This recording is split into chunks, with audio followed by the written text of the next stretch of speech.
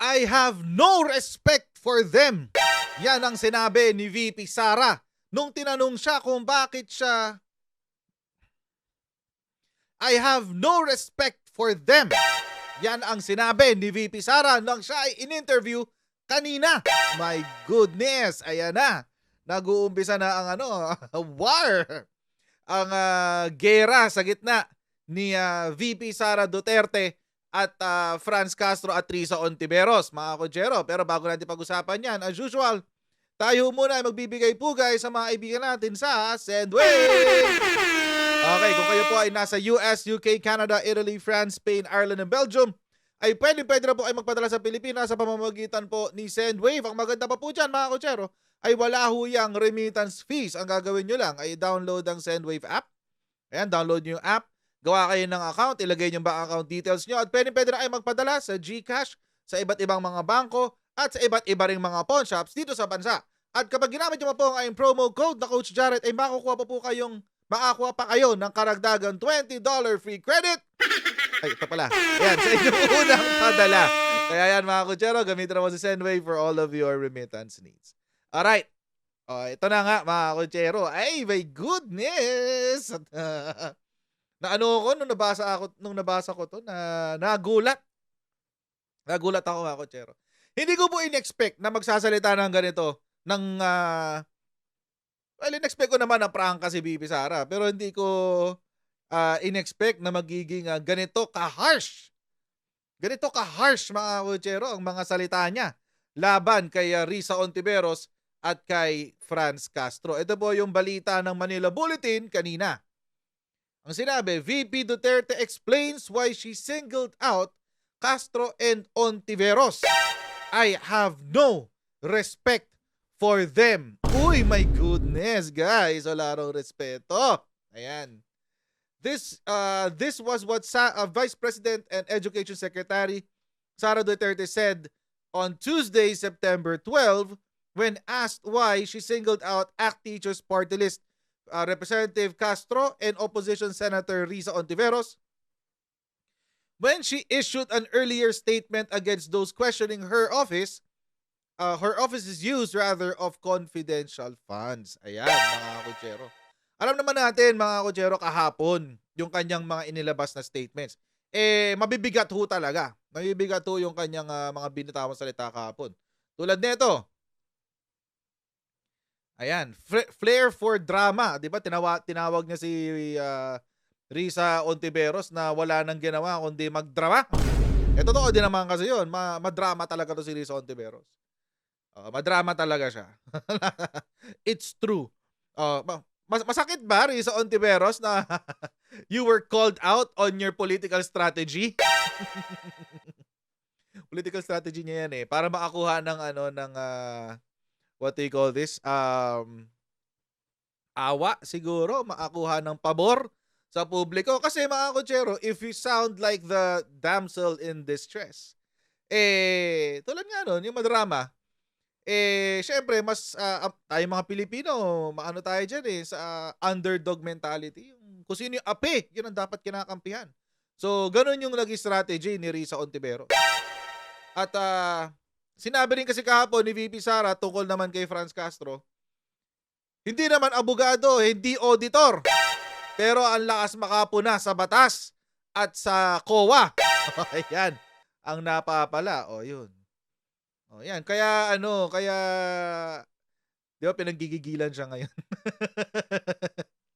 Kasi mga kutsero, yung issue nila sa confidential funds, hindi ko makapit Hindi ko makapit, mga kutsero. Hindi ko makapit. Walang pandikit. So ito nga ang dahilan daw kung bakit siya nagsalita. Kasi natanong siya sa isang event, no? Tinanong siya tungkol sa bakit daw niya siningle out si Franz Castro at si Risa Hontiveros. Ito yung kanyang sagot. Because I do not respect Miss Castro and Miss Hontiveros, I have no respect for them. Prangka ang peg.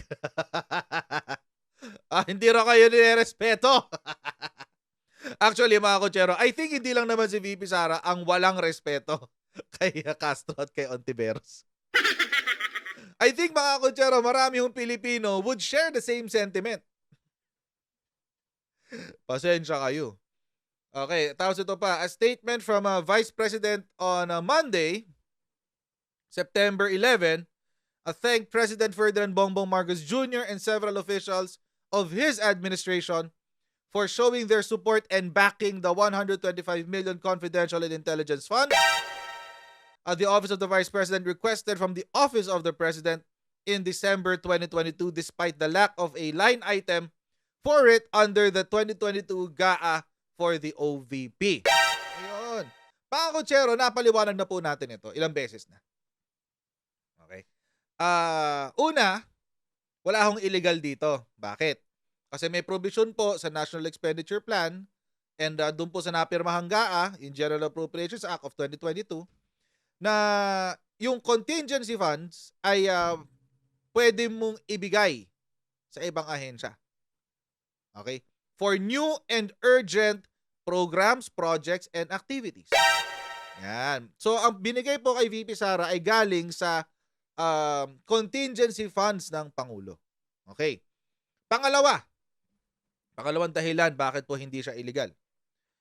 Meron pong desisyon ang Supreme Court na ang pagkakaroon ng contingency funds ay hindi illegal. At ito nga, in fact, ay pwedeng gamitin for new and urgent expenses of the executive. Yan. Panoorin nyo yung meron akong mga videos nyo nakaraan. Panoorin nyo yun kasi para mas maliwanagan kayo dito sa legality or sa legal basis netong what do you call this? Netong pag-transfer ng na contingency funds to the Office of the Vice President kahit walang provision sa 2022 GAA for a confidential funds. Again, ang contingency funds po ay pwede i-transfer for new and urgent appropriations na hindi na project ng mga kongresista. Okay, so pwede ho yun. Okay. Pero kasi ipinipilit po kasi ni Risa Ontiveros at ni Franz Castro na illegal ito. Bakit? Gusto po kasi nila magkaroon po ito ng laman. Para kapag sila ay pag kinagat ito ng taong bayan, meron silang dahilan na mag-file ng impeachment. Nadulas na po dyan si Franz Castro. Nung unang-una pa lang. Yung unang-una pa lang, naalala niyo yun? Nagsabi si Franz Castro na ipapa-impeach nila si VP Sara Duterte. Naalala niyo yun? Yun. Bistado kasi sila eh. So, nagsalita ngayon nga, kaya hindi nyo naman pigilan magsalita yung babae, di ba? Si VP. Hindi nyo mapipigilan yan. Nanununtok nga yan ng sheriff eh. Pag pipigilan nyo magsalita, baliw ba kayo? Ayan. Tapos, ito pang balita ni Manila Bulletin. She then attacked both Ontiveros and Castro but did not mention two former Senate presidents and legal luminaries. Legal luminaries? Talaga? Franklin Drilon and okay na yung Senate presidents and lawyers na lang. Huwag na legal luminaries. Franklin Drilon and Senator Coco Pimentel, who also criticized the transfer of the 2022 CIF to her office. Okay, napaliwanag na rin ho natin yan mga kotsero. Kasi kung akong tatanungin mga kotsero, hindi naman ho natin minamaliit ang pagiging abogado ni Franklin Drilon at ni Coco Pimentel. Hindi ho natin minamaliit yan. Pero between these two at former Chief Justice Lucas Bersamin, mas kakagatin ko yung sinasabi ni Lucas Bersamin. Dati siyang Chief Justice eh. Mas alam niya yan. Diba? Sila lang naman ang nag-i-interpret ng batas. Nag-interpret tungkol dun sa contingency funds. Malinaw. Ano yung sinabing unconstitutional? Yung PDAF, tsaka DAP. Yun ang unconstitutional. Pero wala akong sinabi na unconstitutional ang contingency funds. Ang contingent funds.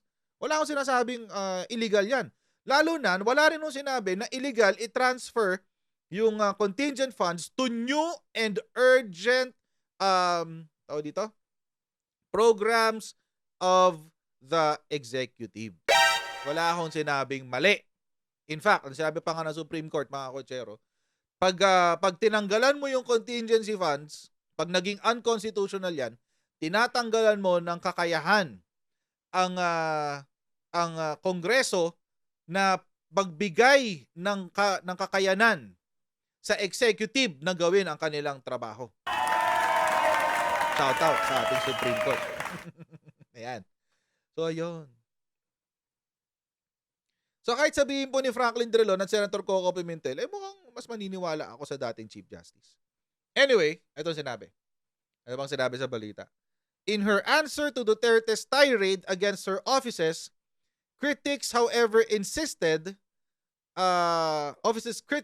Hontiveros insisted that the OVP is not special. Hindi raw special ang OVP. Wow! Okay.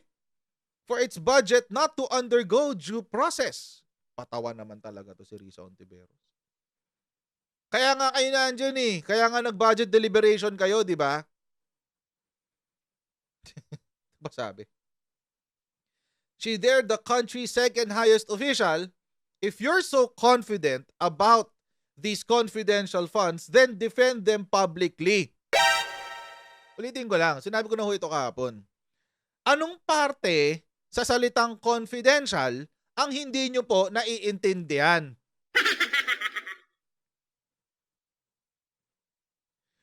Mahirap pa intindihin yung confidential. Suga ako dito, lakas sa gitna. Ayan. Mahirap pa intindihin yung salitang confidential, Senator Hontiveros. Hirap intindihin yarn. Okay. Sumagot uli dyan si VP. Ito sabi niya. Nagalit niyo lalo kaya kayo nabibire. Sabi, the Vice President rejected the Senator's accusation that she wants the OVP to receive special treatment. Hindi naman kami ever nagsabi ng special ang Office of the Vice President. In fact, we respected the process doon sa budget hearing ng House of Representatives and the Senate. Totoo naman, nagpunta siya doon eh. Di ba? Inarap niya yung mga Senado. Inarap niya yung Kongreso. Kamara. O ano pa nireklamo nyo? Sumasagot naman siya sa mga tanong nyo. In fact, mga kotsero, pag napanood nyo po yung hearing, hindi lang po niya sinasagot yung mga impormasyon tungkol sa detalye ng CIF. Bakit? Kasi nga, mga kotsero, what part of confidential don't these members of the House of Representatives and the opposition senators don't understand? Confidential nga eh. Hindi nga siya pwedeng pag-usapan in public.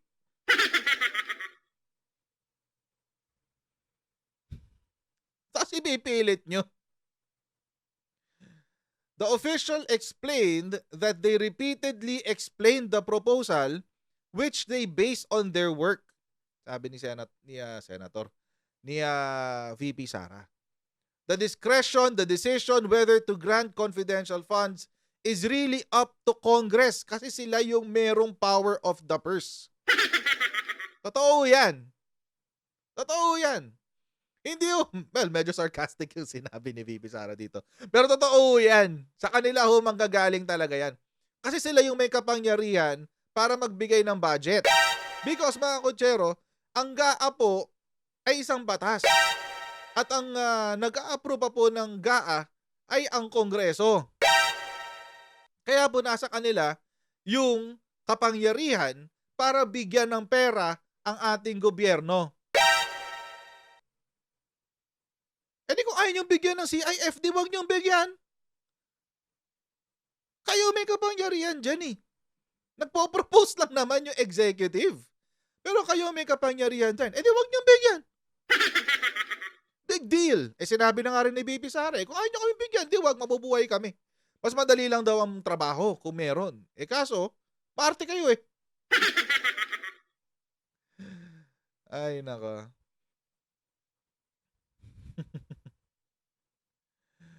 Ay, nako. Ayan. So, ayun, doon na. Yung iba dito, mga ulit-ulit na lang. Ayan. Ulit-ulit na lang. Gano'n lang naman kasimple yun, mga kotsero. Tulad nito, yung sinasabi nila na, eto. Ito, yung sinabi ni Ontiveros. Sabi niya, if you're so confident about those confidential funds, then defend them publicly. Yan din actually ang sinasabi ng Krappler. Ayan, oo. Hindi pa raw napapaliwanag yung confidential funds ng OVP. Alam nyo, Risa Ontiveros at Bea Cupin ng Krappler, basahin nyo muna nga ito. Ano to? Ito yung joint circular na pinagbabasihan ng confidential funds. Commission on Audit, DBM, DILG, GC, GOCC, tsaka DND, Department of National Defense. January 8, 2015. Ano po ang provision dito pagdating sa reporting? Tayo sa reporting. Siyempre, kasi nag-iinarte sila, bakit daw hindi tao dito? I-reveal sa kanila. Reporting requirements. To strengthen accountability, all HOAs, so head of agencies, of national government agencies, LGUs, and GOCCs which released CFN or IF shall submit quarterly accomplishment reports on the use of CF and IF, which must be duly certified by the head of agency not later than the 15th of the first month of the succeeding quarter. So, ibig sabihin mga kutsero, sa isang taon may 4 na report tungkol sa confidential funds ang pwedeng isumite ng mga head of agencies na binigyan ng confidential funds. Not only that, ito po, sino po ang binibigyan ng kopya? Yung as far as NGAs are concerned or national government agencies, yung presidente, Senate President, at Speaker of the House at ang Department Secretary ng confidential funds. Hiwalay pa po yan doon sa COA. Hiwalay pa po ito doon sa COA. What else? Sa kaartehan ni Risa Ontiveros at saka ni Coco Pimentel last year, nag-concede ang Senate. Sabi nila, sige, bubuo tayo ng committee na magre-review ng confidential funds. Kaya nga nagsabi na si Mig Zubiri, ang sabi niya, the Select Oversight Committee on Intelligence and Confidential Funds and Activities, anong sinabi? Mag-uumpisa na silang mag-review nung gastos. In our rules, it stated that we can review the use of all intelligence and confidential funds. We can check if the funds were properly utilized so that we can institute reforms in the grant of confidential and intelligence funds. Kailan pa to? September 10. Risa Ontiveros, kasama ka ba sa review na to? Sa review committee na to? O hindi? Malamang kasama ka dito. Malamang. Malamang sa malamang. So dito, mga kutsero, makikita ng mga senador yung mga dokumentong isinumite ng mga ahensya na may confidential funds. Mapag-aaralan nila. At sa susunod na budget year, pwede na nilang sabihin, okay, etong ahensya na to, base sa pag-aaral namin last year, hindi na kailangan bigyan ng confidential funds. Makikita nyo naman pala anong dinadrama nyo. Ontiveros. Anong dinadrama nyo, Risa Ontiveros? Franz Castro. Well, si Franz Castro hindi niya makikita yan kasi hindi naman siya senador. Pero si Risa Ontiveros makikita niya. Kung kasama siya dun sa committee. So anong dinadrama nyo? Bakit kailangan to publicly defend it? Why? May access naman pala kayo sa private scrutiny ng confidential funds. Ba't gusto nyo i-public? Bakit gusto nyo i-publicize? What? To shame the office of the Vice President? Wala ka ibang maitang wala kang makita ibang purpose. Dalawa lang.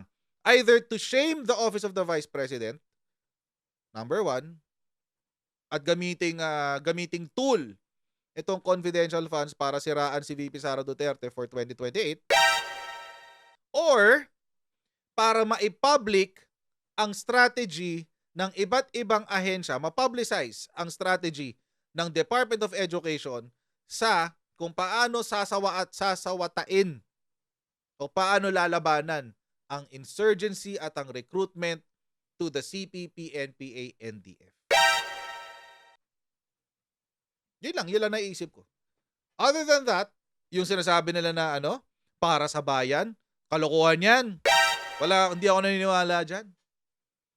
Kasi kung para sa bayan, may option ka naman to do it privately pero ayaw mong gawin. Hindi ako naniniwala dyan. Kalokohan yun. Kalokohan yun. Very, very wrong. Kaya yan, mga kutsero. Eto na lang. Kasi mga kutsero, again, ulitin ko lang yung sinabi ko kahapon. At the end of the day, this is a battle for opinion and perspective. Ito po ay labanan para makuha ang ating opinion at makuha ang ating atensyon at pananaw.